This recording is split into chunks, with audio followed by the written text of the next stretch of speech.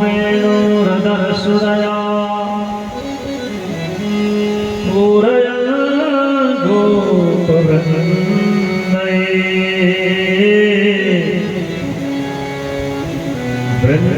वृन्दारण्यं स्वपदरमणम् प्रविशद गीतकीर्तिः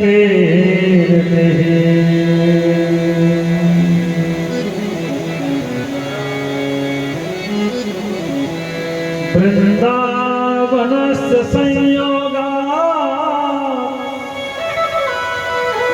पुनस्तं तरुणीनवा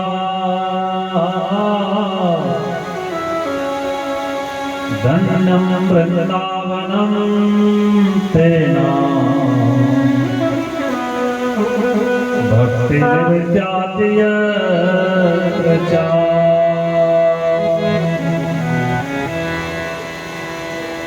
वन्दे बोधमयं नित्यं गुरु शङ्कर रूपिणो यमाश्रितो हि वक्रोऽपि चन्द्रः सर्वत्र वन्दिते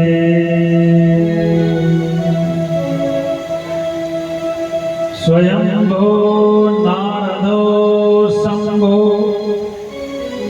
कुमारो कपिलो मनो प्रहलादो जनको भीष्मो बलिर्व्यास सकलवयम् द्वादशे तानि विजानीनो धर्मं भागवतं बता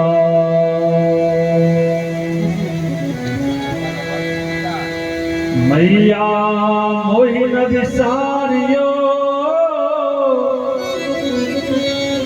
चाहे लाख लोग मिल जाए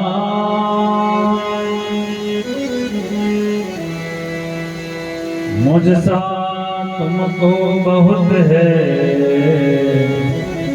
पर तुम सा मुझको ना आइए हनुमंत जी कथा सुनो इतिहास तुम सेवक रघुनाथ के हम चरणन के दास हम चरणन के दास प्रातःकलीश्वर अकारण करुणावरणालय भक्तवांछा कल्पतरु मुद्रित पीताम्बरधारी बालकृष्ण लाल की बांगमय प्रतिमूर्ति श्रीमद् भागवत महापुराण यह पावन सानिध्य इस नेहरू नगर के पार्क में हम सब कल्प रूप वृक्ष भागवत रूपी ग्रंथ के नीचे हम सब विराजमान हैं। हम सबका परम सौभाग्य है इस कलिकाल में भगवान की कथा, भगवान की लीला और भगवान की महिमा सुनने का भगवान ने हमें अवसर प्रदान किया कि हम भगवान की कथा के अधिकारी इस कलिकाल में हो पाए। क्योंकि ये जो कलिकाल है यह तो मानसकार कहते हैं कि कलयुग केवल नाम आधारा सुमरि सुमरि नर उतरहि पारा। कलयुग में नाम ही आधार है, पर इस कलिकाल में नाम लेना भी बड़ा कठिन, क्योंकि कलिकाल का ये प्रभाव है कि भगवान की कथा, भगवान की महिमा, भगवान का सत्संग जहां हो रहा होगा कली आपके पैर को भी पकड़ देगा। कलयुग आपके पैर को भी पकड़ लेगा कि तू कहाँ मंदिर जा रहा है, कहाँ कथा श्रवण करने जा रहा है। पर इस कलिकाल में इस विशेषता भी है, इस कलयुग की, कली की एक विशेषता भी है कि जो भगवान की भक्ति में लग गया उसे वो रोकता भी नहीं है। ये कलयुग की विशेषता है।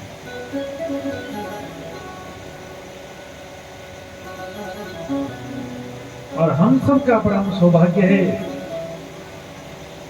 कलयुग में भगवान की कथा हम सबको सहजता से ही सुलभ हो रही है। सहजता से ही सुलभ भगवान की कथा हो रही है। और यजमान परिवार जिन्होंने कथा करवा रखी है, आप नाम से भी परिचित हैं और तस्वीर से भी, है ना। जिन्होंने कथा कराई उनका भी पूर्व जन्म का पुण्य उदय है। और माता पिता का ही आशीर्वाद है, उसी आशीर्वाद से भगवान की कथा कराने के ये अधिकारी हुए। क्या हुए? अधिकारी हुए। जिस पर माँ बाप की कृपा नहीं है उनके पास धन तो होगा पर वो भगवान की कृपा के अधिकारी नहीं होंगे।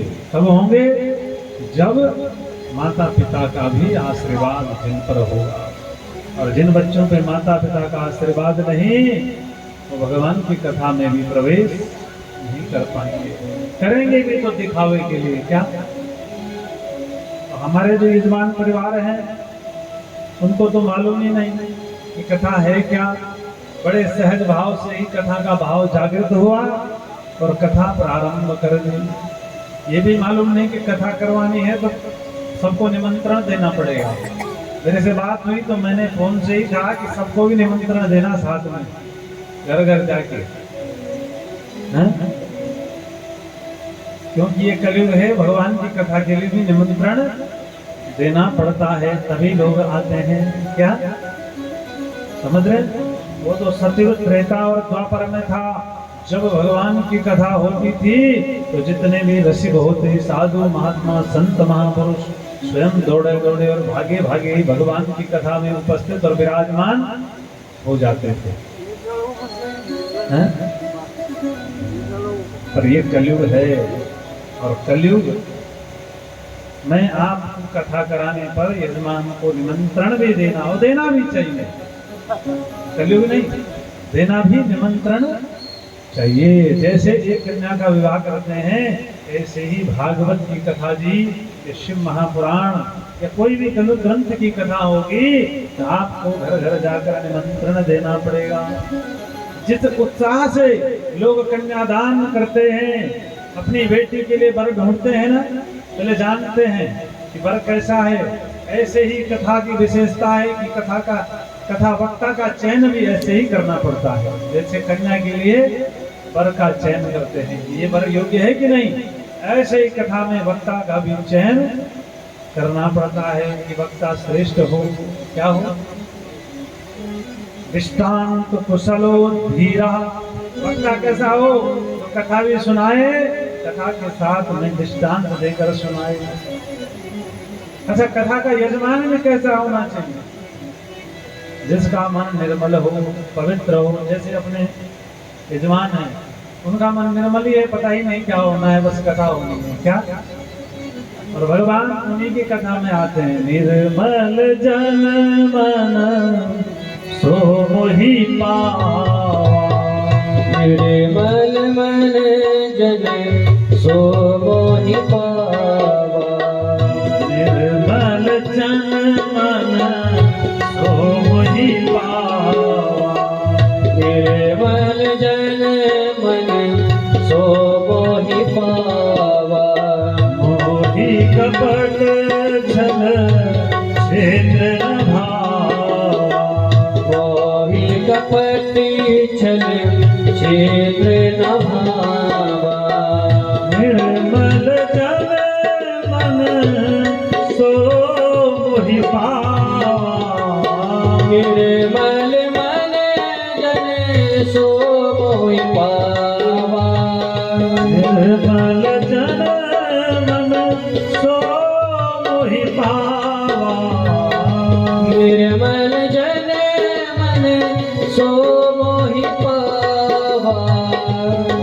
मोहि कपट छल क्षेत्र न भावा। मोहि कपट छल क्षेत्र न भावा। मानसकार में लिख दिया कि भगवान को वही पा सकता है जिसका मन निर्मल होगा। क्या? जिसका मन निर्मल होगा वही भगवान को पा सकता है और भगवान की कथा को भी धारण कर सकता है। इसीलिए अपने जो यजमान हैं उन्होंने अगर निमंत्रण नहीं दिया है तो फिर भी आप आना, क्योंकि इनको मालूम नहीं है ना। और कैसे निमंत्रण देना ये भी ढंग से पता नहीं है ना। इसीलिए व्यासपीठ से मैं निमंत्रण दे रहा हूँ इनके बदले।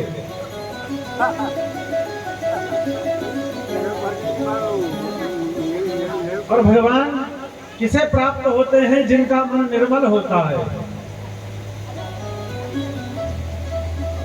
इसीलिए सहजता से ही इनको कथा प्राप्त हो गई। सिर्फ बातों में बात हुई और कथा हो गई। प्लान नहीं है कुछ, क्या नहीं। जो प्लान करते हैं वो तो करते रह जाते हैं, वो फिर आडंबर हो जाता है बहुत बड़ा। क्या होता है? प्लान माने आडंबर। और बिना प्लान के जो होता है वही सच्ची भक्ति है। क्या है?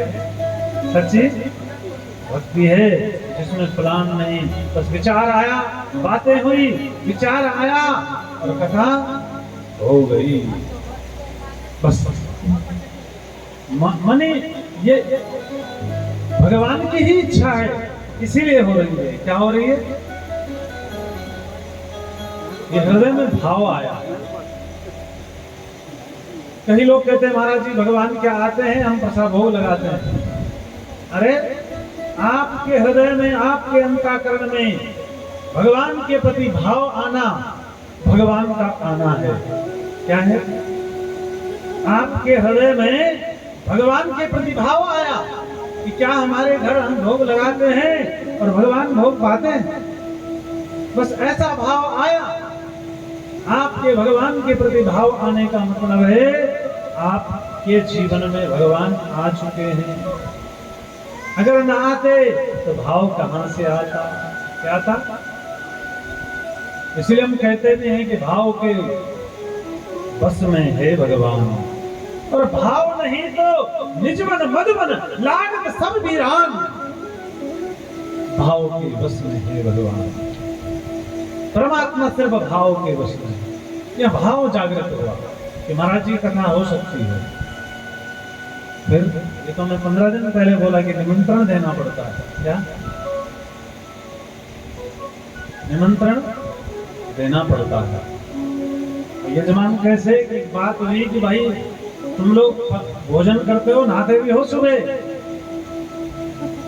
सीधे लंच चलता है या डिनर सब हो जाता है। महाराज जी ऐसे ही चलता है। तो मैंने कहा कथा तब होगी, पहले सुबह नित्य नहाना प्रारंभ करो और फिर कुछ लेना, क्योंकि ये भी एक मंदिर है और इस मंदिर में झाड़ू पोछा नहीं लगा। और अंदर जो बैठे हैं, अभी तक दरिद्री नारायण बैठे थे। कौन बैठे थे? जब व्यक्ति सुबह उठकर नहाता धोता नहीं और सीधे आहार लेता है तो समझो अंदर दरिद्री नारायण बैठा है। क्या बैठा है? और फिर उन्होंने प्रैक्टिस शुरू कर दी कि अब नहाएंगे और नहाने के बाद ही हम कुछ पाएंगे। और जैसे इन्होंने पहले दिन संकल्प लिया, मन में भाव आया, फिर संकल्प हुआ कि नहाएंगे फिर कुछ पाएंगे, तो उसी दिन दरिद्री नारायण की एंट्री 9 एंट्री हो गई। क्या हो गई? अब दरिद्री नारायण की 9 एंट्री हो गई और अंदर कौन आ गए? सत्य नारायण आ गए। सत्य तो बोलते ही हैं, ये झूठ नहीं बोलते है ना। जो बोलते हैं वो क्लियर है। तो उसी दिन हृदय में इस मानव रूपी इस मंदिर में सत्यनारायण ने प्रवेश कर दिया। क्या कर दिया? सत्यनारायण ने प्रवेश कर दिया। और अब अंतःकरण में सत्यनारायण आ गया तो जीवन में फिर कथा आने में और भगवान की कथा के लिए भाव आने का मतलब है कि हृदय में भगवान का आना ही है। क्या है? भगवान का आना ही है। इसीलिए भगवान की कथा के लिए निर्मल जन्मन सो मोहि पावा, मोहि कपट छल छिद्र न भावा। और भगवान किसे ही प्राप्त होते हैं? जिसके अंतःकरण में कोई छल कपट न हो, उसे ही भगवान प्राप्त होते हैं। ऐसे ही भगवान प्राप्त नहीं हो जाते।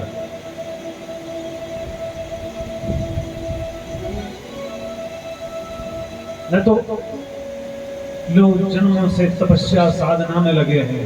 कई लोग तो 20 साल पहले सोच लिया कि कथा करनी है। मैं ऐसे लोगों को जानता हूं, 10 साल 15 साल बोले हो गए महाराज जी हम कथा कराएंगे, बहुत भाव है, तो होता ही नहीं। क्या नहीं होता?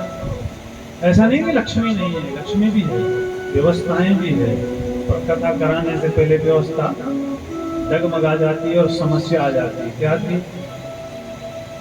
व्यवस्था डगमगा जाती है और कुछ समस्या आ जाती है।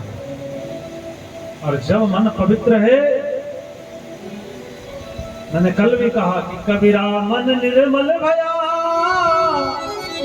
जैसे गंगा तीर, पाछे पाछे हरे फिरे, कहत कबीर कबीर। तब भगवान भक्त के पीछे दौड़ते हैं। अगर मन निर्मल हो गया, क्या हो गया? मन निर्मल हो गया तो लोग कई वर्षों से प्लान कर रहे हैं पर नहीं हो रही। ऐसे ही जन्मों से, एक जन्म से नहीं, कई जन्म से साधु संत महात्मा साधना में लगे हैं कि हमें भगवान की प्राप्ति हो जाए। क्या हो जाए? भगवान की प्राप्ति हो जाए, ठाकुर जी के दर्शन हो जाए।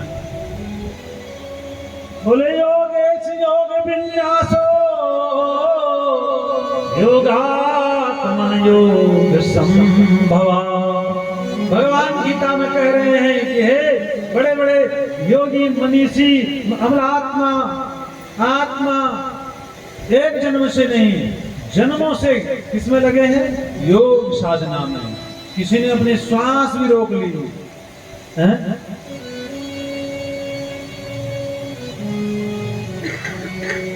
साधना के बल पर जल समाधि ले लिए, जल में बैठ गए।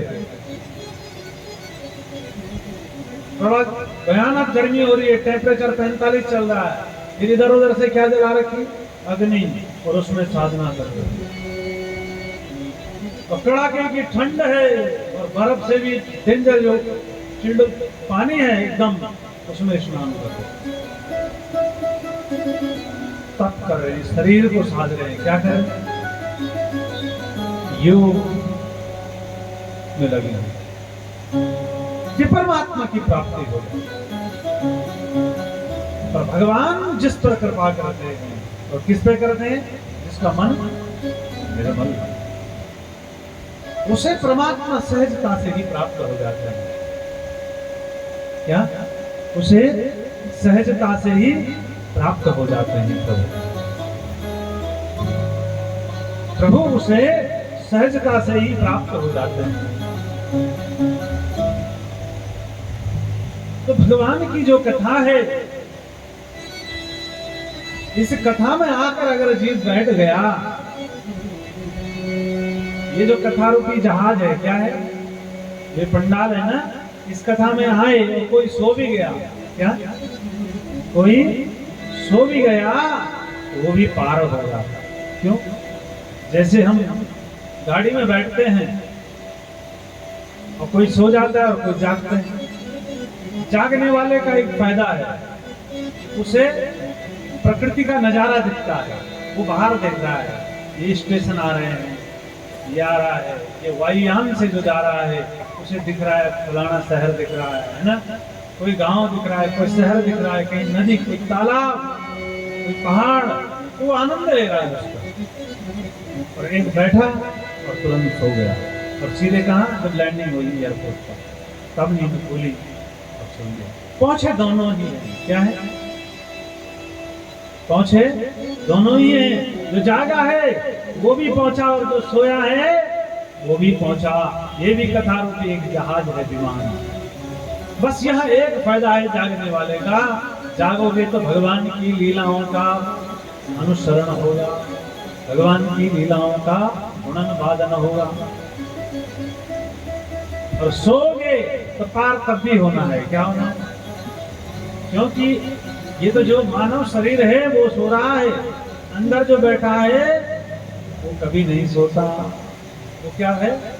हर समय जागृत है। इसीलिए आप जब सोते हैं तो स्वप्न आते हैं। क्या आते हैं? और स्वप्न में आप चले गए कहीं घूमने के लिए, फिर आपकी कोई सहेली मिली। कल ही मेरे से कोई कह रहा था यहाँ पे कि महाराज जी मेरे को कल स्वप्न में आई एक औरत और उसने कहा कि जा तो कथा सुनना। और आज मैं कथा में आपने कहा था, है ना? तो क्यों मुझे स्वप्न आया और स्वप्न में एक औरत आई, उसने कहा कि जा वहां जा और कथा हो रही है तो कथा सुनो। ये स्वप्न क्या है? अगर वो सोया होता तो फिर, इसीलिए जगते में स्वप्न झूठा लगता है और स्वप्न में संसार झूठा लगता है। तो फिर हकीकत क्या है? जब जाग रहे हैं तो लगता है स्वप्न तो झूठा था, और जब स्वप्न में है तो संसार झूठा लगता है, क्योंकि स्वप्न में वो राजा बन गया। और हकीकत क्या है? जागते में स्वप्न झूठा है और स्वप्न में संसार झूठा है। तो सत्य क्या है? सत्य क्या है? तो वो सोया नहीं है, वो जो प्राण है, प्राण वायु है, वो जागी है। आप सुन रहे हैं कथा, अगर नेत्र बंद हो गए क्या हो गए? आपने सिर्फ क्या किया? ये जो शरीर है ना, इस शरीर में आप अपने घर में खिड़की लगवाते कि नहीं? अपने रूम में तो खिड़की को बंद कर दो तो दिखता नहीं। तो ऐसे ही बंगले में जैसे खिड़की लगी है बाहर झांकने के लिए, ऐसे इस बंगले में भी दो खिड़की लगी है, नेत्र रूपी खिड़की। जो अंदर बैठा है ना, इनको बंद करने से ये नहीं कि उसको नहीं दिखता, उसको दिख रहा है। क्या? अच्छा, इसमें ऐसे शीशे लगे हैं कि आप अंदर वाले को नहीं देख सकते। क्या नहीं देख सकते? इस बंगले में जो खिड़कियां लगी है, शीशा बाहर तो दिख रहा है, जो अंदर बैठा है वो देख रहा है ये लोग कितने हैं, और जो बाहर बैठे हैं वो अंदर नहीं देख सके अंदर वाला कैसा है। कभी विचार किया कि जो अंदर बैठा है वो कैसे दिख रहा है? सिर्फ आंखें दिख रही है कि काली पुतली है ना, बस। तो ऐसे शीशे भी है ना, अंदर से बाहर दिख जाता है और बाहर से अंदर नहीं दिखता। तो कोई कहे कि रूम के अंदर कोई नहीं है, दिख ही नहीं रहा, नहीं कोई है क्या? तो ऐसा शीशा लगा दिया कि अंदर दिखता नहीं है। तो जो अंदर बैठा है वो सब सुन भी रहा है। अगर तुम ये शटर बंद कर दोगे तो ये तो खुले हैं, क्या है? मुंह बंद कर दोगे, कहीं कुछ बन रहा होगा तो ये आपको कोई पकोड़े खिलाए ना खिलाए, खुशबू आ जाएगी, पकोड़े बन रहे हैं, क्या है कि नहीं? और भगवान भोग भी कैसे ग्रहण करते हैं? उसका जो रस है, उसका जो तत्व है, उसे ग्रहण करते हैं।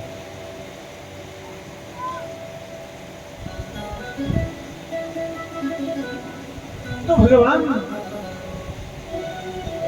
की जो महिमा है, ये जीव उस परमात्मा तक कैसे पहुंचे, कैसे उसे जाने, उसके लिए पहले खुद को जानना पड़ेगा। क्या करना पड़ेगा? अंदर झांकना पड़ेगा कि मैं कौन हूं, कौन हूं मैं और कहां से आया, कौन हूँ मैं और कहाँ से आया, कौन हूं मैं और कहां से आया, कौन हूँ मैं और कहाँ से आया, ये भी नाम जान सका, ये भी मैं जान सका, ये भी नाम जान सका, ये भी नाम जान सका,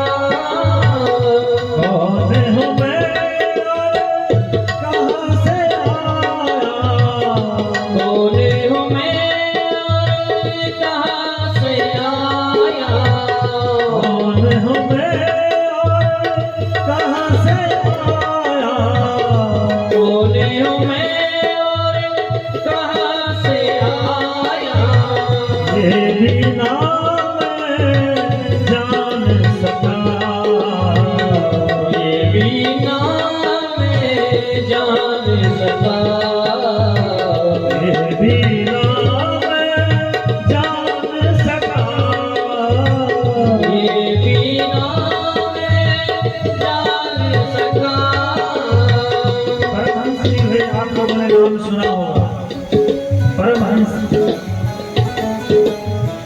उनका एक शिष्य आया और कहने लगा उनसे, गुरुदेव मैंने सुना है कि माँ भद्रकाली आपको दर्शन देने आती है, और गुरुदेव मेरी इच्छा है एक बार मैं भी भद्रकाली का दर्शन करूं, क्योंकि इतना अधिकारी तो शायद हो ही गया कि आपका शिष्य है। इसलिए गुरुदेव मुझे एक बार माँ भगवती का दर्शन करा दो। किसका? भद्रकाली।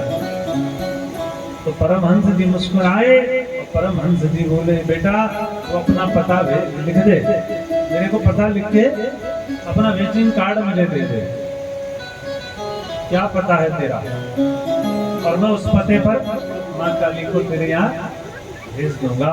तो उसने क्या किया, अपने घर का पता लिख दिया। घर का पता लिखा तो महाराज परमहंस ने पढ़ा, उसने कहा ये तो लगता है किसी चौराहे का एड्रेस है, और वहां पे कोई इमारत है उसका पता है, ईंट और पत्थरों का कोई टीला जैसा है उसका पता है, वो अपना बता दे। तो उसे लगा शायद गुरुदेव जान नहीं पा रहे हैं ठीक से, तो अपने ऑफिस का पता लिख दिया। तो परमहंस जी मुस्कुराए। परमहंस ने कहा ये तो किसी इमारत का पता दे रहा है। क्या? किसी इमारत का पता दे रहा है, तो अपना पता दे। मुझे कोई ईंट पत्थर की इमारत का पता नहीं चाहिए, मुझे तो बेटा तेरा पता चाहिए, तो मुझे अपना पता दे दे। अगर तू अपना पता देगा तो मैं भगवती को तेरे पते पर भेज दूं। तब शिष्य समझ गया कि कौन हूं मैं और कहां से आया, कौन हूँ मैं और कहाँ से आया, कौन हूं मैं और कहां से आया, कौन हूँ मैं और कहाँ से आया, ये बिना मैं जान सका, ये बिना मैं जान सका, कौन हमें और कहां से आया, कौन हूँ मैं और कहाँ से आया, ये बिना मैं जान सका, ये बिना मैं जान सका, ये बिना मैं जान सका, ये बिना मैं जान सका, पानी उसकी भूमि उसकी, पानी उसकी भूमि उसकी, सब कुछ उसी महान का, सब कुछ उसी महान का, पानी उसकी भूमि उसकी, पानी उसकी भूमि उसकी, सब कुछ उसी महान का, सब कुछ उसी महान का, सब कुछ उसी महान का, वो सब कुछ उसी महान का, क्या करना मुझे ज्ञान का, क्या करना मुझे ज्ञान का, क्या करना मुझे ज्ञान का, क्या करना मुझे ज्ञान का, बस ज्ञान इतना हो जाए कि पानी उसका है और भूमि उसका है, सब कुछ उसी परमात्मा का है, बस इतना ज्ञान हो जाए जीवन में। तो फिर ज्ञान की आवश्यकता नहीं, क्योंकि ज्ञान आने पर कभी कभी अहंकार भी आ जाता है। क्या? आपने देखे होंगे आपस में विवाद करने लग गए हैं। इसलिए कोई कहता है मैंने तो 4 वेद पढ़े हैं और कोई कहता है मैंने तो सब उपनिषद पढ़ लिए, 108 किया और 6 के 6 शास्त्र पढ़ लिए। और क्या आ गया? अभिमान।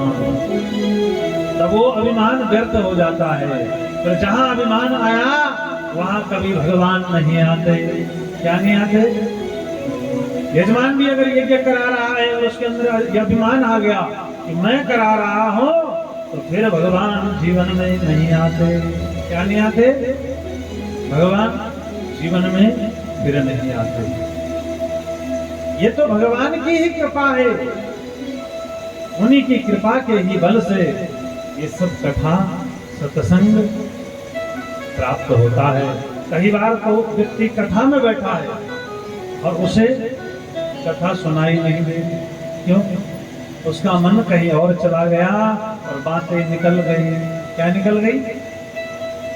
बातें, शब्द निकल गए। क्योंकि मन यहाँ, तन तो यहाँ था और मन कहीं और था।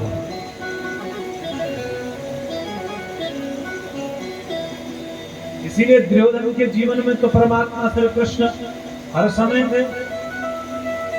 हस्तिनापुर में भगवान आते रहे, दुर्योधन के साथ बातें होती रही, पर फिर भी क्या नहीं हुआ?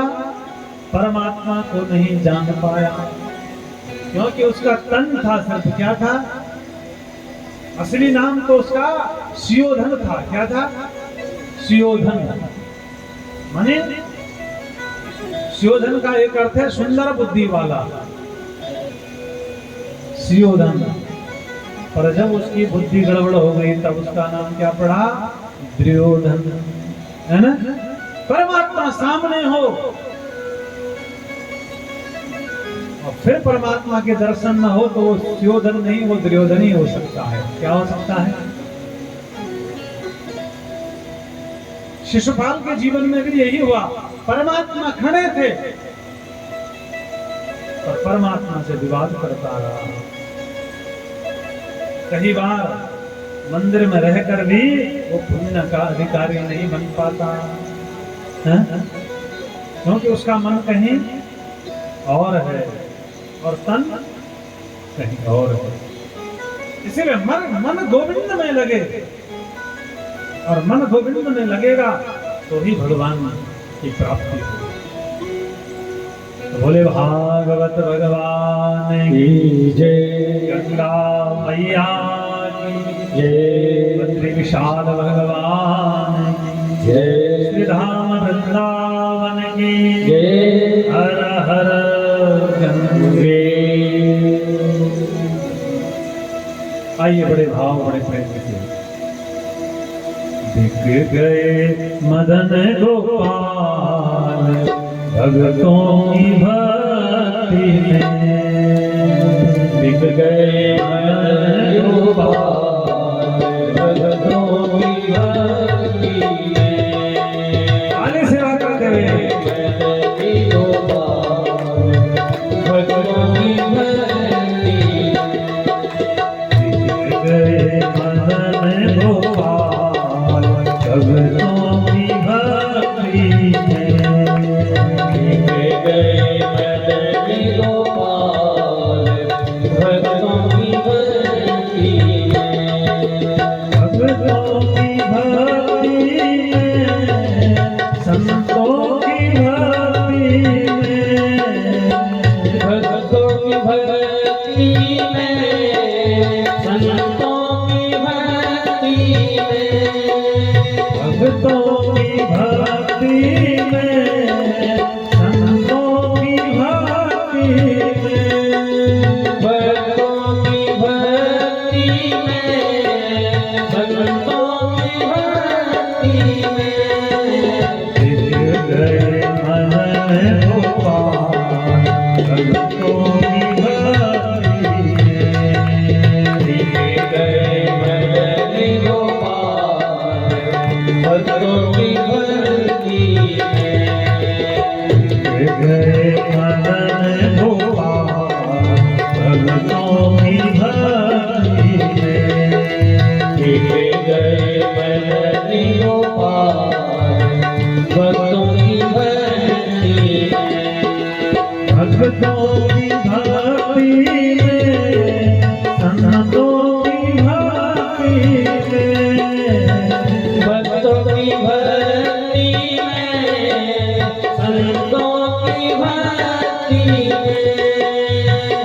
गए मदन गोपाल भक्तों की भक्ति में। बिगड़ गए मदन गोपाल भक्तों की भक्ति में। निगाह है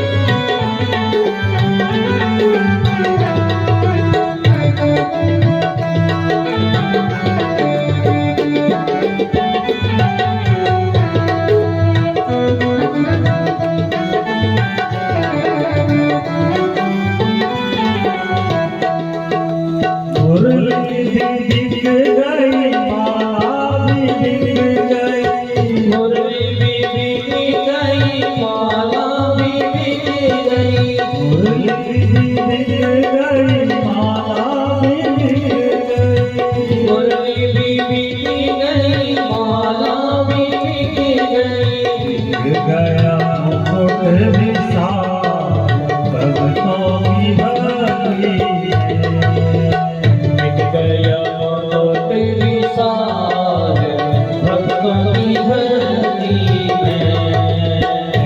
गया मुकुट विशाल भक्तों की भक्ति मिट गया मुकुट विशाल भक्तों की भक्ति में। गया मुकुट विशाल भक्तों की भक्ति मिट गया मुकुट विशाल भक्तों की भक्ति में।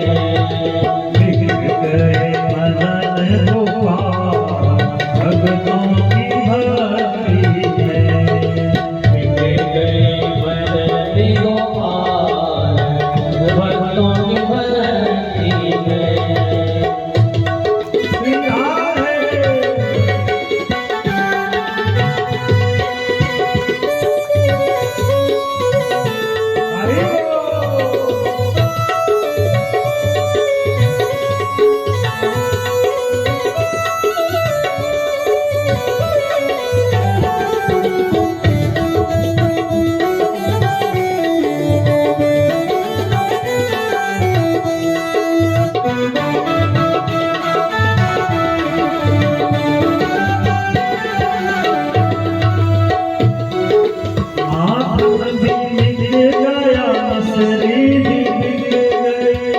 माखन भी बिक गया मिश्री भी बिक गई।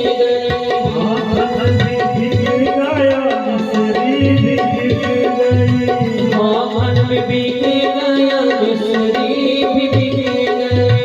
हो गया आज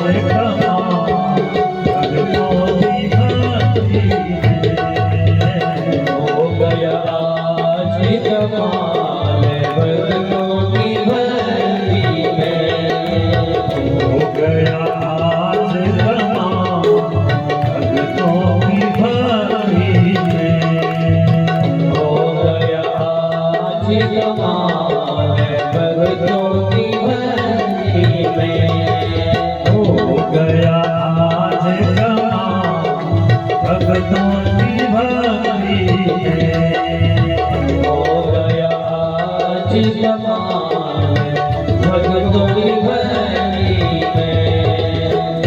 गए मदन गोपाल भक्तों की भक्ति में। बिक गए मदन गोपाल भक्तों की भक्ति में।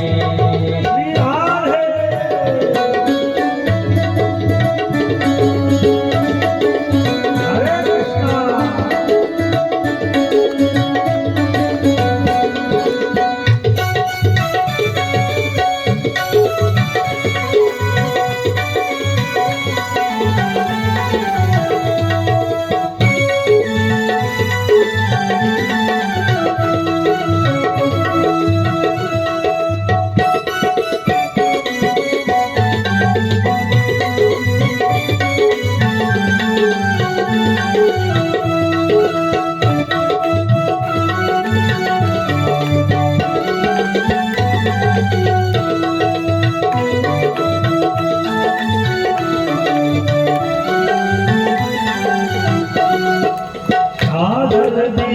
गई, कमली भी बिक गई, चादर भी बिक गई, कमली भी बिक गई, चादर भी बिक गई, कमली भी बिक गई, चादर भी बिक गई, कमली भी बिक गई, बिक गई तिरछी छाई तो की भक्ति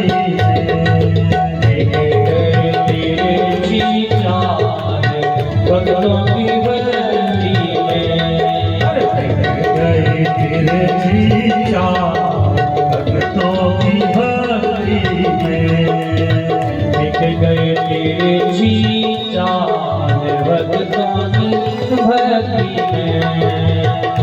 गई तिरछी छाई भक्तों की भक्ति में, बिक गए तिरछी चाल भक्तों की भक्ति में, गए मदन गोपाल भक्तों की भक्ति में, बिक गए मदन गोपाल भक्तों की भक्ति में, गए मदन गोपाल भक्तों की भक्ति में, बिक गए मदन गोपाल भक्तों की भक्ति में, योगेश्वर ने सब कुछ बेचा, योगेश्वर ने सब कुछ बेचा, भगवान अपने भक्तों के लिए सब कुछ बेच देते हैं। क्या कहते हैं?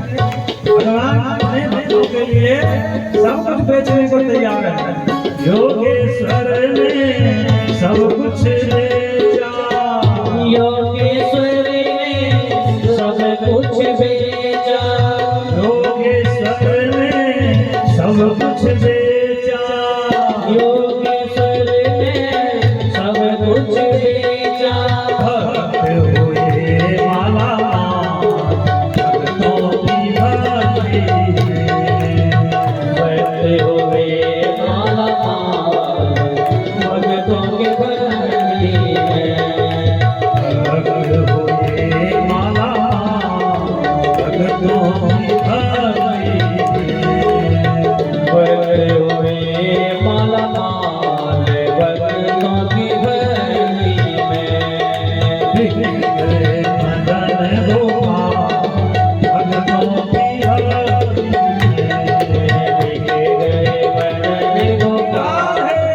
भक्तों की भक्ति में, गए मदन गोपाल भक्तों की भक्ति में, बिक गए मदन गोपाल भक्तों की भक्ति में, मदन गोपाल बिक गए मदन गोपाल भक्तों की भक्ति में, मदन गोपाल भक्तों की भक्ति बिक गए मदन गोपाल भक्तों की भक्ति में, भक्त हुए मालामाल भक्तों की भक्ति में, भक्त हुए मालामाल भक्तों की भक्ति में, हुए मालामाल भक्तों की भक्ति में। ऐसे हैं अपने योगेश्वर जो अपने भक्तों के लिए सब कुछ देने को तैयार है। फिर संसार को यार बनाने से क्या लाभ? अगर यार बनाना है मेरे गोविंद को बना लो। इसे लोग कहते हैं मेरे दिल पे वो राज करता है, ये मैं उसके दिल पे राज करता हूँ। अरे दिल पे अगर राज करना है, अपने दिल पर भी किसी का राज करवाना है, तो मेरे गोविंद, ये तो तुम गोविंद के दिल पर राज करो, ये गोविंद तुम्हारे दिल पर राज करे, तब समझना कि अपना जीवन सार्थक है। बाकी दुनिया को यार बनाने से कोई लाभ नहीं। क्या दुनिया को यार बनाने से कोई लाभ नहीं, क्योंकि निगाहें नाज करती है पलक के आसियानों से, निगाहें नाज करती है पलक के आसियानों से, प्रभु भी रूठ जाता है किसी के दिल दुखाने से, प्रभु भी रूठ जाता है किसी के दिल दुखाने से। अगर आप किसी के दिल पर राज करो और कल नहीं तो छोड़ दोगे राज करके, तो फिर वो दिल दुखेगा और फिर प्रभु भी नाराज हो जाएंगे। तो प्रभु आपके दिल पर राज करे तो कभी छोड़ने वाले नहीं है, और इस जन्म के लिए नहीं, किसी जन्म के लिए, जन्म जन्म के लिए वो जिसका दिल और जिसका हाथ पकड़ लेते हैं उसे मेरे गोविंद कभी नहीं छोड़ते। इसीलिए पकड़ना किसको चाहिए? जो परमानेंट हो। क्या हो? जो परमानेंट हो। और जो परमानेंट नहीं उसको क्या पकड़ना? ये तो चमक है 2 दिन की, उसे पकड़ के कोई लाभ नहीं है। इसीलिए पकड़ना हो तो परमानेंट है, वो मेरे गोविंद है, यहां भी और वहां भी। वहां भी मुलाकात होगी और यहां भी मुलाकात होगी। इसीलिए गोविंद का सुमिरन करना हर पल हर क्षण, तभी जीवन का आनंद भी है। नहीं तो फिर आनंद भंग होगा। क्या होगा? आनंद में बाधा आएगी, क्योंकि मानव जीवन एक ही शरीर है, वो है मनुष्य शरीर, जिसमें आनंद का अनुभव होता है। क्या होता है? इसीलिए मैंने कहा भी कल, सच्चिदानंद, वो जो आनंद है ना, वो आनंद कंद ही मेरे ठाकुर है। ये मानव शरीर में ही प्राप्त हो सकता है, अन्य योनि में आनंद नहीं आता। अन्य योनि में तो गधे को घास दिया तो उसको अच्छा लगा तो मजा आ गया, है कि नहीं? अच्छा खाने को मिला तो बढ़िया, सोने के लिए बढ़िया मिला तो मजा आ गया उससे। मानव शरीर ही एक ऐसा है जिसमें परमानेंट आनंद आ सकता है। वो कब? जब भगवान का सुमिरन करोगे, भगवान की भक्ति करोगे, तो फिर सदा सदा के लिए जीवन में आनंद एक बार आता है तो कभी जाता नहीं है, और मजा थोड़ी देर के लिए आता है और जल्दी से चला जाता है। क्या आता है? आपने कुछ अच्छा खाया, फिर खाया तो खाया, फिर दूसरे दिन अरे कल वाला उतना बढ़िया नहीं था, आज और मजा आ रहा है, आज खा के देखो, है कि नहीं? पकौड़े कल खाए थे, उसमें इतना टेस्ट था, उसमें भी, पर इतना नहीं, इसमें और मजा आया, देखो। और यहाँ आनंद जीवन में जिसके एक बार आया फिर वो आता जाता नहीं है, सदा सदा के लिए ठहर जाता है। क्या होता है? सदा सदा के लिए ठहर जाता है ये आनंद,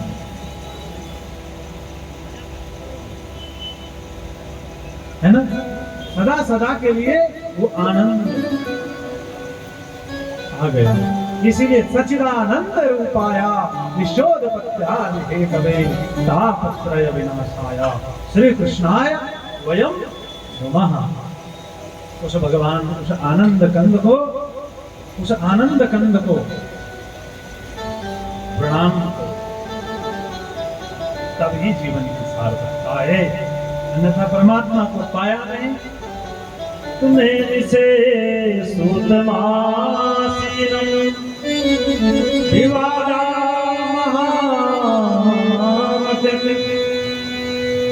कथामृत रस स्वान कुशलः सोनको प्रवीण। तो क्या? नैमिषे सूतमासीनम, नैमिषारण्य के पावन क्षेत्र में, नैमिषारण्य में एक तीर्थ है, आप लोग जानते होंगे। आप जानते हैं? नैमिषारण्य तीर्थ है, और वहां पर 88,000 सौनकादि ऋषि एकत्रित हुए और सूत जी का आगमन हुआ। सूत जी के श्री चरणों में प्रणाम करके कहा कि गुरुदेव, आपका आना तो ऐसे है जैसे अंधकार जैसे सूर्य का उदय होता है और वो सूर्य अंधकार को मिटा देता है, ऐसे ही आप सहस्त्र सूर्य के समान हैं। इसीलिए हमें अज्ञान रूपी अंधकार से प्रकाश रूपी ज्ञान प्रदान करिए। तो सूर्य जी विराजमान हुए और सूर्य जी के स्थिर चरणों में निवेदन किया कि भक्ति ज्ञान विरागाप्तो विवेको वरदते महान्, विवेको वरदते महान्। गुरुदेव आप ऐसी कोई कथा सुनाएं जिसे सुनकर भक्ति ज्ञान वैराग्य युक्त विवेक की प्राप्ति। जीवन में ज्ञान का आना भी सहज है, भक्ति भी आना सहज है, आ जाएगी, आप भक्त बन जाएंगे। भक्ति ज्ञान विरागा पर वैराग्य भी आ जाएगा। इसीलिए लिखते हैं बड़े महात्मा लोग वैरागी, वैरागी संत हैं। तो ज्ञानी भी हो जाओगे, वैरागी भी हो जाओगे और भक्त भी बन जाओगे। और कहा कि ऐसी कथा सुनाइए विवेको वरदते मान, ऐसी कथा सुनाओ जिससे हमारे अंतःकरण में विवेक आए। क्या है? बहुत सारे लोग ज्ञानी तो हैं, भक्त भी हैं, पर विवेक नहीं है। क्या है विवेक? क्या है? शून्य है। क्या है? जो विवेक है वो शून्य है। विवेक समझ गए आप लोग? तो विवेक शून्य हो और कोई कहे आप ज्ञानी हो तो वो ज्ञानी नहीं है। विवेक शून्य है और कहता है मैं भक्त हो तो भक्त नहीं है। बोले मैं वैरागी हूं, मैं त्यागी हूं। मैं क्या हूं? त्यागी हूं। और विवेक शून्य है तो वो सब व्यर्थ है। क्या है? तो भक्ति ज्ञान विरागातो विवेको वर्धते महान्। बस ऐसी कथा सुनाइए जिसे सुनकर भक्ति ज्ञान वैराग्य युक्त विवेक का वर्धन हो। तो जन्मांतरे भवे पुण्यम तदा भागवतम लवे। तो सूर्य जी कहते हैं ये भागवत की कथा कैसे किसको प्राप्त होती है? बोले जन्मांतरे भवे पुण्यम तदा भागवतम लवे। जब जन्म जन्मांतर के पुण्य उदय होते हैं तब भागवत की कथा प्राप्त होती है। एक जन्म से कि कोई कहे इस जन्म में ही कथा हमें प्राप्त हो जाए तो हम साधन जोड़ लेंगे और भगवान की कथा हमें प्राप्त होगी, ये पॉसिबल नहीं है। क्या नहीं है? ये संभव नहीं है। ये तो जन्मों का फेर है। यहाँ जैसे पति पत्नी आपस में कहते हैं कि हम 7 जन्मों तक रहेंगे साथ। ये 7 जन्मों का मिलन कोई बातों में नहीं है। किसी न किसी जन्म में मिले थे, बिछड़ गए, फिर मिल गए। ये जन्मों का है साथ। शास्त्र भी कहता है पूर्व जन्म पत्नी, पूर्व जन्म विद्या, पूर्व जन्म धन, अग्रे अग्रे धावत। ये हमारे आगे आगे चलते हैं। क्या चलते हैं? हमारे कर्मों के साथ ये हमारे आगे आगे चलते हैं। पूर्व जन्म पुत्र, पत्नी, विद्या, सरस्वती। देखो कई छोटे छोटे बच्चे हैं पूरी गीता याद, यूट्यूब पे देखा एक छोटा बच्चा, उसे गणित के सारे सूत्र याद है, कुछ भी करवा दो। कैसे? ये पूर्व जन्म का उसका अभ्यास है और उसका स्मरण हो रहा है, इसीलिए वो जल्दी से लौट के आ गया। और विद्या अग्रे अग्रे धावती, ये सब हमारे आगे आगे चल रहा है। क्या चल रहा है? पाप कर्म भी चलते हैं आगे, जिसको हम भोगते हैं। मानव शरीर तो मिला, और जब से मानव शरीर में आए तब से भी सुखी नहीं है, दुख ही दुख भोग रहा है। क्या कर रहा है? वो पाप कर्म पीछा नहीं छोड़ रहा है, वो आगे चल रहे हैं। इस शरीर का निर्माण बाद में हुआ, पहले कर्मों की लिस्ट आ गई। क्या आ गई?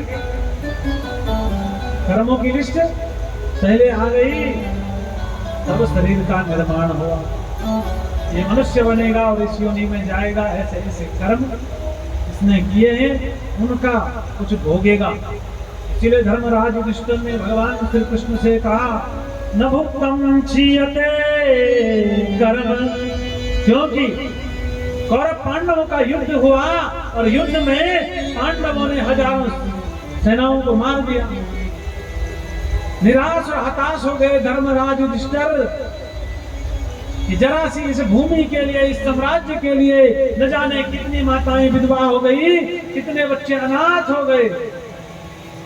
और जब मेरे केशव के सम्मुख गए, उदास होकर धर्मराज युधिष्ठिर कहने लगा कि हे केशव, मेरे से तो न जाने कितने अपराध बन गए। इस पृथ्वी के टुकड़े के लिए मैंने हजारों अपराध कर दिए। तो भगवान मुस्कुराए और केशव कहने लगे, न भुक्तम क्षीयते कर्म जन्म कोटि सतेरपि अवश्यम एव भुक्तव्यम कृतं कर्म शुभाशुभम्। न भुक्तम क्षीयते जन्म कोटि सतेरपि अवश्यम एव भुक्तव्यम कृतं कर्म शुभाशुभम्। ये सब कर्म का बंधन का खेल है। क्या है? और हम कहें कि हम उसे सुख दे रहे हैं या हम उसे दुख देंगे, हम कुछ निर्णय नहीं कर। कई लोग सोचते हैं महाराज जी हम अपने बच्चों के लिए अच्छा करेंगे, ये सुखी हो जाएंगे, हमारे चाहने से उनके जीवन में सुख आता तो कहीं पड़े थे दुनिया में सुख देने वाले। तो कोई कहे मैं पड़ोसी को बहुत दुख दूंगा, है? तो क्या मिले दे सकते हो? नहीं। क्यों? ये सुख दुख को न कहूँ, सुख दुख करेगा को न कहूँ, सुख दुख करेगा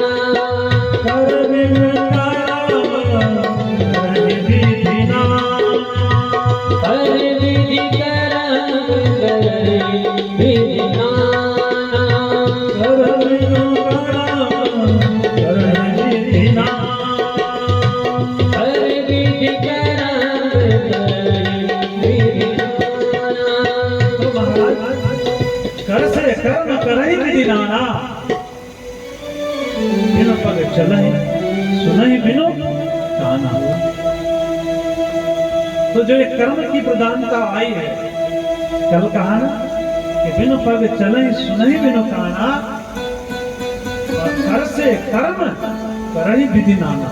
तो ये कर्म पर है, क्या है? कर से कर्म करहि विधि नाना। जैसा जिसने अपने हाथों से किया होगा वैसे कर्म भोगेगा। क्या भोगेगा? जैसे जिसने किया होगा।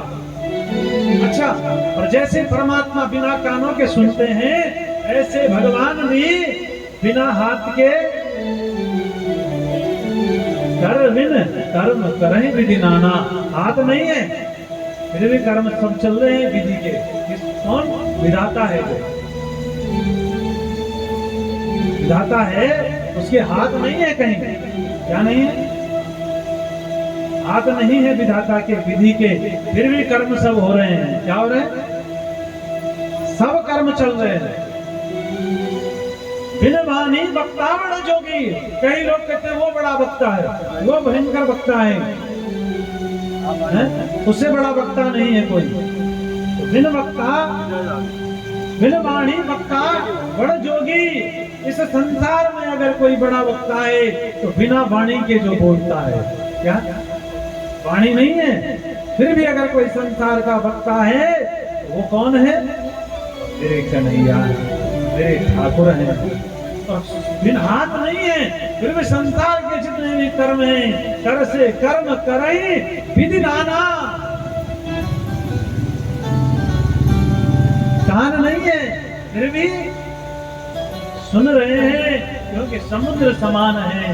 हाथ एक नहीं है, कोई बात नहीं, वो तो जगन्नाथ है। क्या है? वो जगन्नाथ है। इसीलिए अपना बनाना हो तो जगन्नाथ को बनाना है। किसको? और जगन्नाथ को अपना बनाओगे तो कई लोग कहते हैं महाराज जी अपनी पहचान नहीं है। काम हो जाता है, किसी की पहचान चाहिए, कोई हाथ चाहिए, मेरा ये काम नहीं चल रहा, पहचान नहीं है अपनी। अरे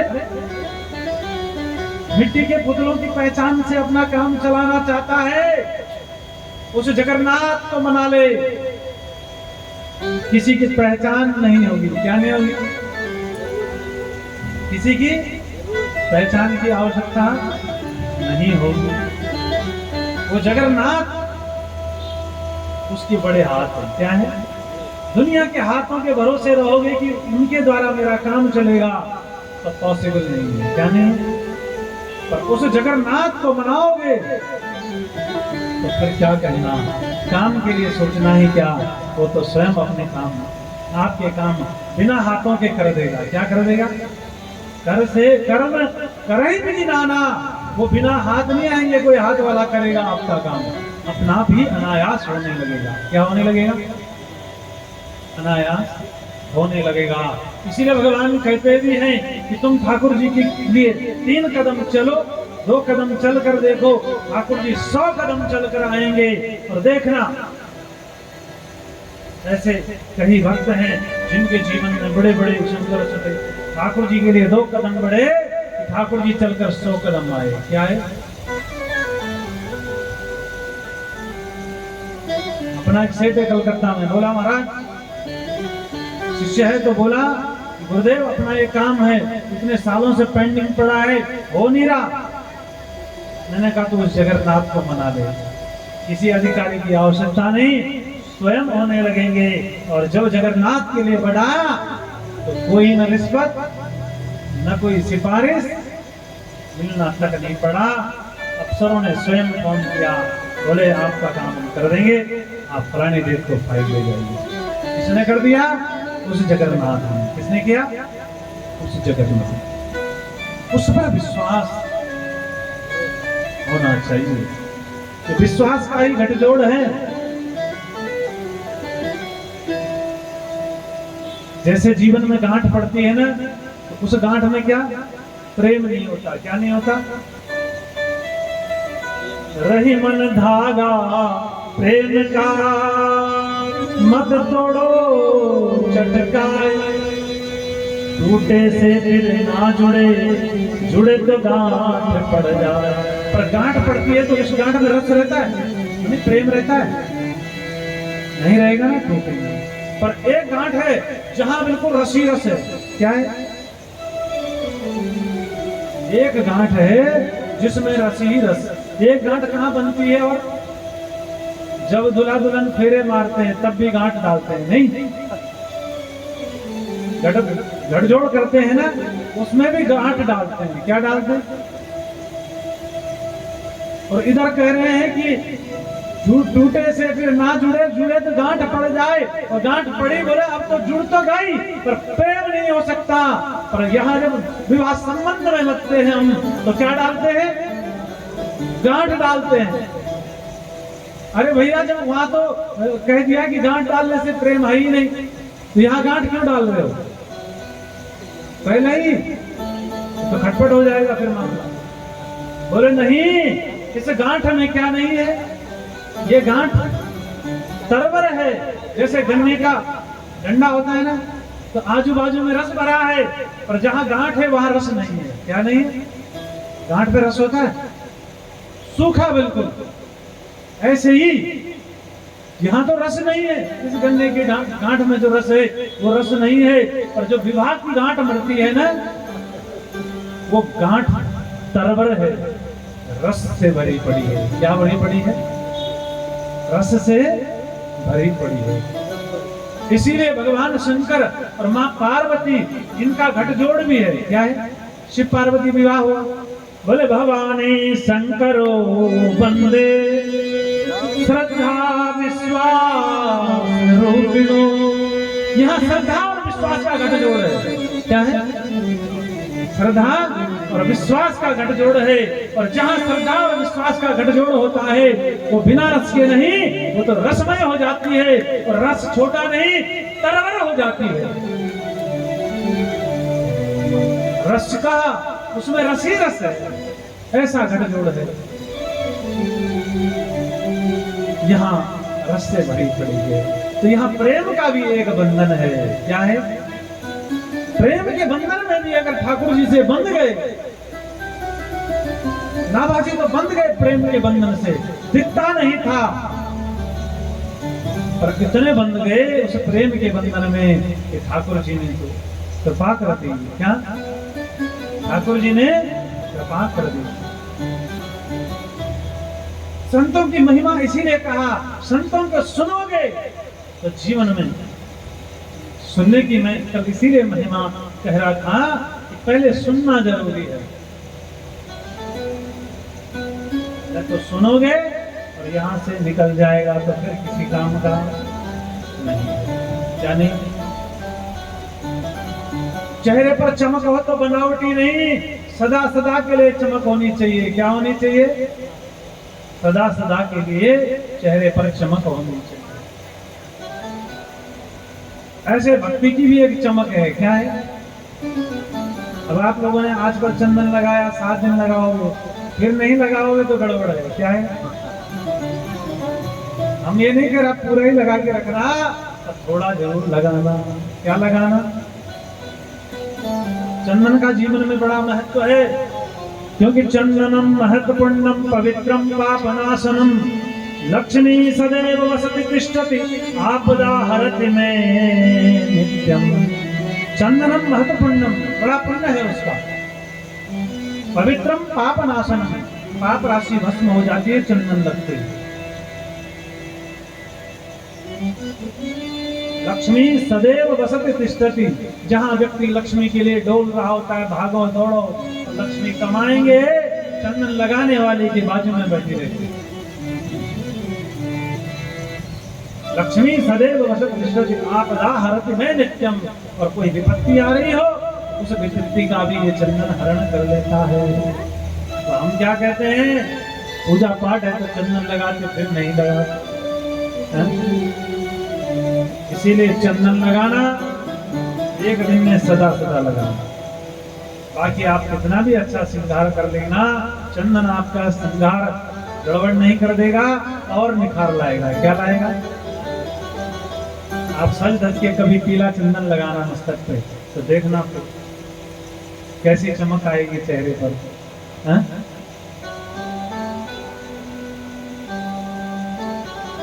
वो सौभाग्य का प्रतीक भी है और अपने भाग्य का प्रतीक भी है। आपके भाग्य को भी बदल देगा। क्या?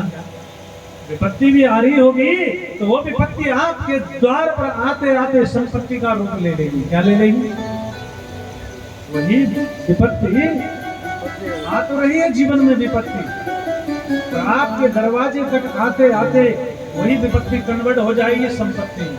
इसमें संपत्ति में कन्वर्ट हो जाएगी। इसीलिए चंदन का भी महत्व लगाना। और हम तो भाग्यशाली हैं कि हम सब ने भारत की भूमि पर जन्म लिया है। इसकी भारत की भूमि पर, जहां गंगा और यमुना और राम और कृष्ण का देश है ये। हम तो बड़े भाग्यशाली हैं। पर हम सब ये भूल गए। क्या भूल गए? हम सब भूल गए कि हम भारत में हैं। क्या है? तो यहाँ की जो सभ्यता है वो अपने जीवन में जरूर दिखनी चाहिए। फिर बच्चे भी संस्कारवान होंगे, फिर बच्चों के अंदर गुण आएंगे। क्या आएंगे? हर माता पिता चाहते हैं कि हमारे बच्चे गुणवान हो, ये चाहते हैं कि बच्चे गड़बड़ हो जाए सब। जब बच्चों को अच्छा संस्कार देना चाहते हो कि हमारे बच्चे पढ़े लिखे, अफसर बने, कलेक्टर बने, IAS और IPS की तैयारी कर रहे हैं बच्चे, बड़े बड़े अधिकारी बने, तो कैसे बनोगे? जब वो संस्कारवान होंगे। वेस्टर्न कल्चर में रहने वाले की बुद्धि स्थायी नहीं होती, स्थिर नहीं होती, तो भागती इधर उधर। और हमारे सनातन में बुद्धि को स्थिर करने के लिए आध्यात्म में रहना परम आवश्यक है। और एक योगी पुरुष ही संसार की सर्वश्रेष्ठ परीक्षा को भी पास करने में ताकत रखता है। संस्कार हमारे समाज के, अगर हम अपने बच्चों को संस्कारहीन कर देंगे तो फिर अपना धन संपत्ति पैसा किसी काम का कमा तो दोगे और वही बच्चा बाहर जाकर दुर्व्यसन करने लगेंगे और आपकी संपत्ति आपके सामने ही लुटा देंगे। फिर आपको दुख के अलावा कुछ भी नहीं मिलेगा। क्या नहीं मिलेगा? बच्चों के लिए संपत्ति तो इकट्ठी करो, और उनके साथ साथ में उनके लिए संपत्ति से अधिक उनके जीवन में क्या आए? आध्यात्म का आए, अच्छे विचार आए। और जिसके बच्चे गुणवान हो जाएंगे वो कह दे कि महाराज हमारे बच्चे बुद्धिमान नहीं हैं, ये तो फिर पॉसिबल ही नहीं है। क्योंकि जो जिसके पास जो गुणवान होगा उसके आजू बाजू विद्या घूमती है। क्या घूमती है? नहीं भी होगा बुद्धिमान तो बुद्धिमान हो जाएगा। ऐसे हमारे सनातन की परंपरा है, सनातन की विधा है। मन शांत भटकेगा नहीं, वो मन कहीं अटकेगा नहीं, कहीं फंसेगा नहीं। तो संस्कारवान बच्चों का होना भी परम आवश्यक है। और जब बच्चे सत्संग सुनेंगे, आपको देखेंगे कि मेरी माता मेरे पिता पूजा पाठ करते हैं, मंदिर जाते हैं, भगवान की पूजा करते हैं। और उनको विदेशों में तो लोग मेडिटेशन करा रहे हैं इसी विषय पर। हम तो ये कह रहे ध्यान करो, वो हीलिंग करवा रहे हैं बच्चों से। क्या कर रहे हैं? मुझे नहीं मालूम था कि हीलिंग भी कुछ होती है। और मैं विदेश गया तो गया ना,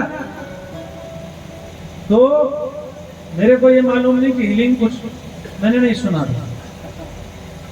हम तो वही कहते हैं भाई ध्यान करते हैं हम लोग, और आप तो आशीर्वाद देंगे और ठीक हो जाएगा। अब वो हीलिंग बन के आ गया विदेश से। किधर से? जापान से। जापान से चाइना, और चाइना से भारत की भूमि पर क्या कर रहे हैं? अभी हीलिंग दे रहे हैं। अरे हीलिंग को समझो, ये क्या है हमारी सभ्यता में। इसी सभ्यता, हमारी जो सभ्यता है, हमारी जो शिक्षा है, वो विदेश से कन्वर्ट होकर हीलिंग होकर आ गई। उसे लोग सीख रहे हैं, फॉलो कर रहे हैं अभी नई जनरेशन। कई लोग कह रहे हैं महाराज जी मैं हीलिंग करती हूँ, मैं हीलिंग मैं देता भी हूँ दूसरे को। वाह बेटा, कहाँ से सीखा? बोले वहां पर फलाने टीचर। मैं बीच में दुबई गया, उन्होंने मुझसे कहा महाराज जी ये हीलिंग करती किसी का सरदर्द हो रहा था तो उसको हीलिंग दे रहा है सरदर्द सही करने के लिए, है ना। तो विदेश में रहकर लोग हमारे ही जो ये हम कथा कर रहे हैं, प्रवचन कर रहे हैं कथा, इसे लोग अब दूसरी स्टाइल में करने लग गए। क्या करने लग गए? सभ्यता हमारी है, बस वो बिना चंदन के कर रहे हैं। क्या कर रहे हैं? उन्होंने उसे थोड़ा बिजनेस में कर लिया, है ना। ये हमारी सभ्यता, ज्ञान, साधना, योग, ये निरंतर ऋषि मुनि परंपरा है हमारी, और इनसे ही हमारा जीवन चला है, आगे भी चलता रहेगा। तो सनातन ही एक ऐसा धर्म है जो निरंतर आदि अंत, जिसका कुछ भी मालूम नहीं है, वही सनातन है। तो सनातन की इस धरा पर रहकर गोविंद का सुमिरन नहीं तो फिर किसका सुमिरन? तो जन्मांतरे भवे पुण्यम तदा भागवतम लवे, तदा भागवतम लवे। तो जन्मों का पुण्य संचित फिर भगवान की कथा। बोले कैसे?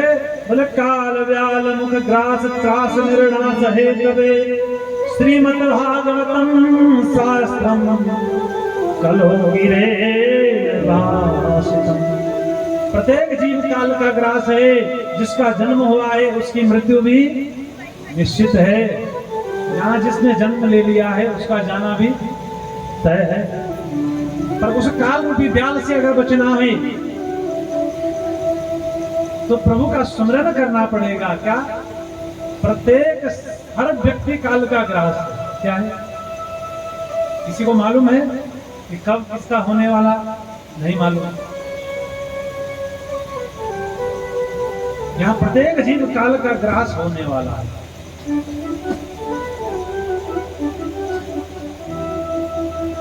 काल व्याल मुख ग्रास त्रास निर्णास हेतवे, श्रीमद् भागवतम शास्त्रम कलो कीरेण भाषितम।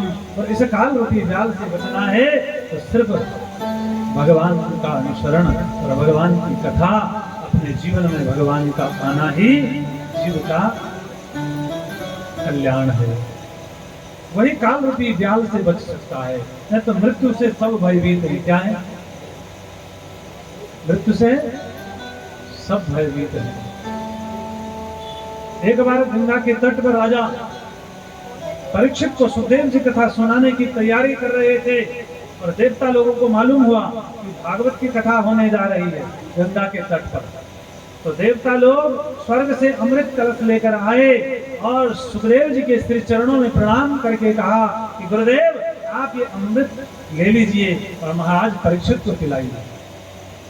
इस अमृत को पीने से अमर हो जाएंगे, और हमें जो भागवत रूपी कथा है ना, ये पिला दीजिए।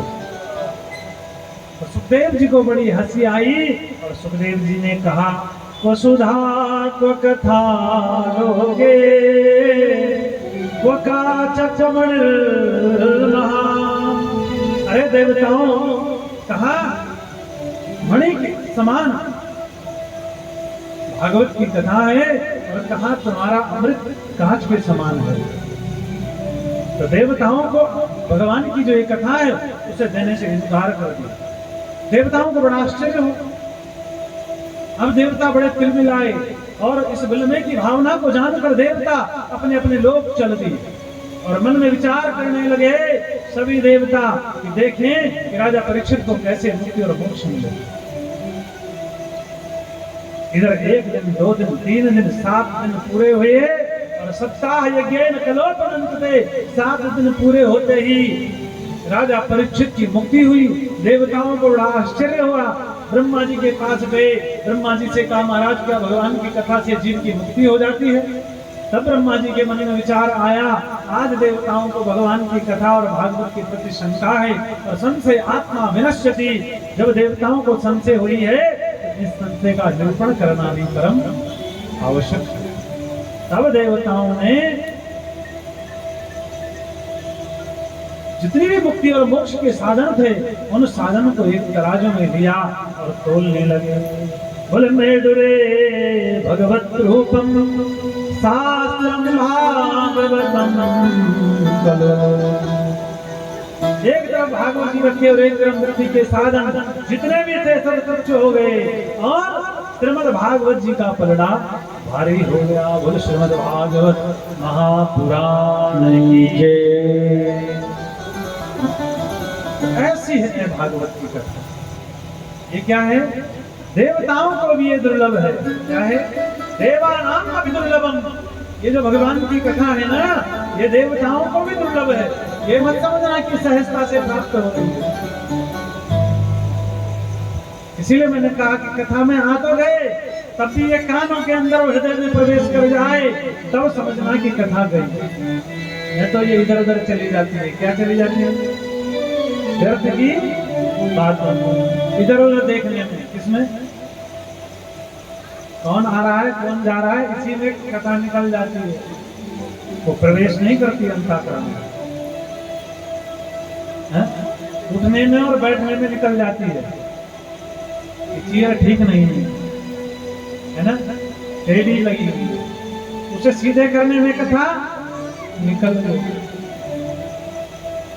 इसलिए 7 ही दिन मिले हैं जीवन के, 8वां दिन किसी के जीवन में नहीं। भागवत जी की कथा भी 7 दिन और हफ्ते में कितने दिन होते हैं? Only on 7 day. 8वां दिन किसी के जीवन में नहीं आता। 7 दिन में भी हम सबकी मृत्यु निश्चित है। कब किसकी मृत्यु होगी ये किसी को मालूम नहीं, पर वो मृत्यु इन्हीं 7 दिनों में होनी है। क्या होनी है? 8वां दिन किसी के जीवन में आना नहीं। इसीलिए 7 दिन का मतलब, कई लोग कहेंगे महाराज तुम्हें कितने साल बाद वो 7 दिन आएगा। नहीं नहीं, इन 7 दिनों में कौन जिसमें ये निश्चित है। इसीलिए महीने मत गिन, साल मत गिन, तो सिर्फ 7 दिन थे। सप्ताह यज्ञेन कलो नन्मुते। 8वां दिन जीवन में आने वाला नहीं है, इसीलिए तो 15 दिन मत गिन। क्या? तो 7 दिन का ध्यान कर। इसीलिए ज्योतिष में और वास्तव में सेवन का अंक बड़ा शुभ माना जाता है। क्या? सेवन का अंक भी शुभ माना जाता है। इन 7 दिनों में हमारा भी वो दिन निश्चित है।